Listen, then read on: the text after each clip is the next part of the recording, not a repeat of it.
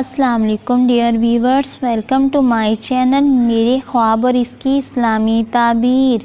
آج ایک نئی ویڈیو لے کر حاضر ہوئی ہوں جس میں آپ کو بتایا جائے گا کہ خواب میں اپنی ناک سونے یا لوہے کی بنی ہوئی دیکھنا کیسا ہے۔ اگر صاحب خواب نے دیکھا اس کی ناک لوہے یا سونے کی بنی ہوئی ہے تو اس کا مطلب ہے صاحب خواب کو نقصان ہونے کسی جرم کی وجہ سے اس پہ آفت نازل ہونے والی ہے۔ اگر صاحب خواب تاجر ہے تو اس کے لیے یہ خواب اچھا ہے۔ تاجر کے لیے ایسا خواب دیکھنا تجارت میں منافع ہونے، عزت و مرتبہ حاصل ہونے کی علامت ہے۔